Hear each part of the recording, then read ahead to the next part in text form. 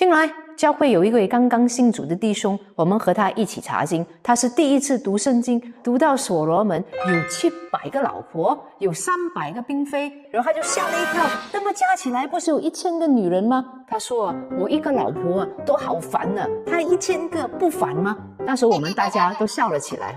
不晓得你会不会觉得呢？弟兄们，如果1000个老婆是好事还是烦恼呢？我们今天来学习所罗门的生平，我们从他的生命当中可以学习到什么呢？就算是现在最有钱的人也没有像他这么有钱。他这么样的辉煌这么多的老婆，千万不要犯所罗门王所犯的错误。第一点是个正面教材，我要学习。第一点，智慧。所罗门最有名呢，就是因为上帝跟他说，你要向我祷告要什么啊？他就说我什么都不要，我只是要智慧。因为他这一句话呢，上帝非常的喜悦。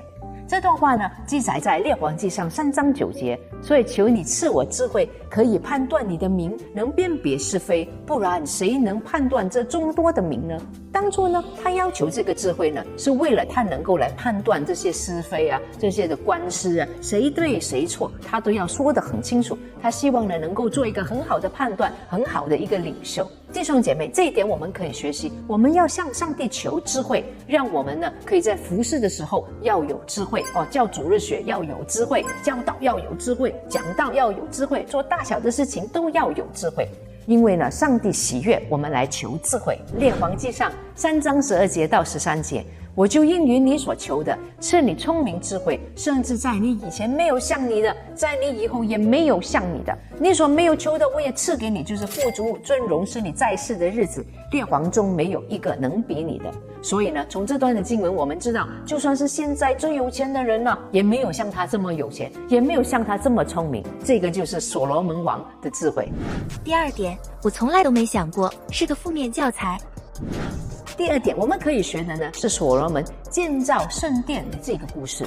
他建造圣殿呢，可是很了不起在圣经里面记载了，他用了3000他连得，还有银子7000他连得，以铁垫墙。这些金银是为了贴那个墙壁的，不只是地而已天平也没有办法去称，因为太多金了，太多银了。他用的工人呢，更加的夸张了，一共用了3万人，他的工头都有3300个人去管这3万个人。这些种种一共做了7年，7年之后呢，才把圣殿建造得完。我们可以从中学习，我们要把我们的资源财产都投资在教会里面，来帮助教会有充足的资源。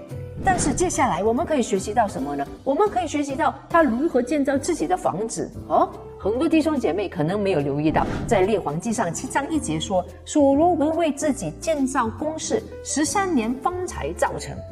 刚才说他用了7年来建造神的家，建造自己的房子，建造了13年。就好像有时候我们说教会1年就造成了，但是我的家要用1倍的时间才把它装成。所以可以想象，他用的金可能是1倍的，他的银又是1倍的，橡木树也是用了1倍。从今天的经济学来看，所罗门呢用了20 billion 来建造圣殿，就是大概200亿。好多钱呢，我都没有100万的房子，还200亿。但是他用了多少钱来造自己的房子呢？根据今天的经济学，就是300亿到500亿的钱去造自己的房子。为什么呢？因为呢，他要炫耀自己的权利和才识。所以弟兄姐妹，你是不是来建造自己的事业建造自己的房子都是为了要炫耀给别人看？但是对于教会的事情却是非常的冷淡呢，却是不想出这么多钱，不想出那么多力呢。第三点，千万不要学他。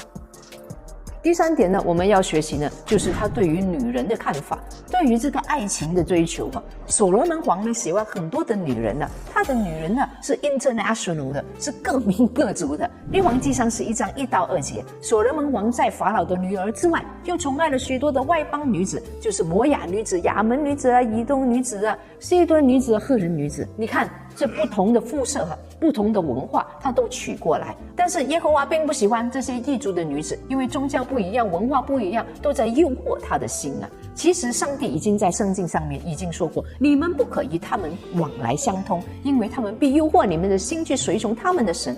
所罗门却恋爱这些女子。讲到这边，像不像我们的教会弟兄姐妹呢？因为急着要嫁出去啊，或者娶不到老婆啊，在主里面找不到，就去嫁娶外邦女子呢？上帝非常的不喜欢，因为跟不同信仰的来结婚的时候，常常会诱惑我们的心远离上帝。所以弟兄姐妹啊，请要记得，千万不要犯所罗门王所犯的错误。第4点，我也想像他一样了解生命。接下来呢是虚空的教导。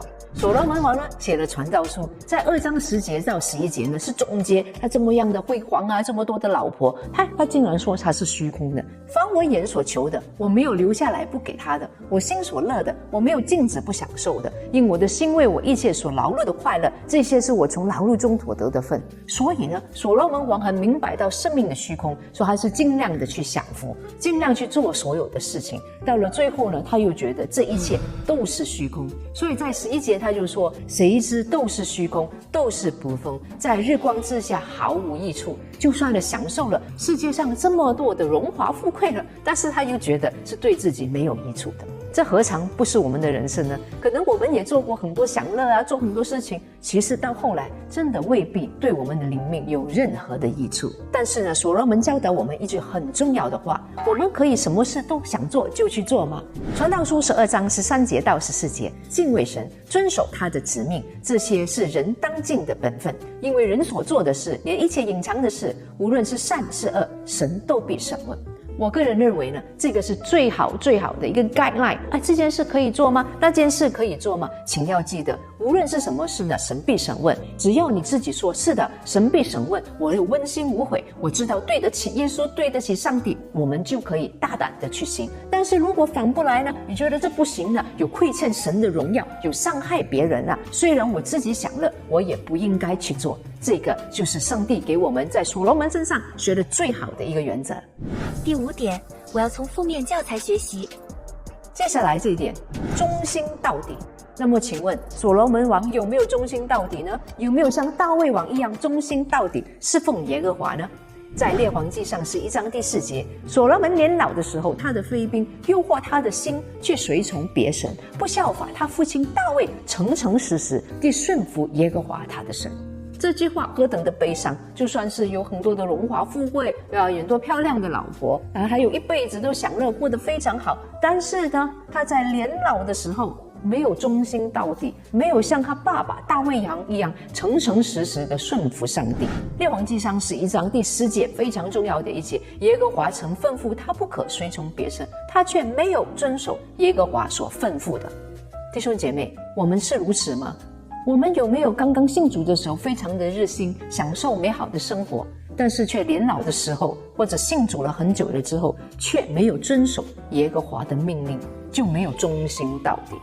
所罗门的结局一点都不好，因为在11节，所以耶和华对他说：你既行了这事，不遵守我所吩咐你守的约和律例，我必将你的国夺回，赐回你的城子。结果呢，所罗门到最后的时候是非常悲惨的，因为失去了他的国，他的子孙就没有办法再继承他的皇位。总的来说，所以弟兄姐妹，今天我们从所罗门的王身上学到这些的宝贵功课，你觉得如何呢？你从所罗门的这个人的身上有别的看法吗？有学到什么功课？要不要留言来 comment 给我们知道呢？如果你喜欢我们的频道的话，请 subscribe follow 我们，还要分享给你其他的朋友知道，也请你打开你的小铃铛，那么你就不会错过任何一集的教导。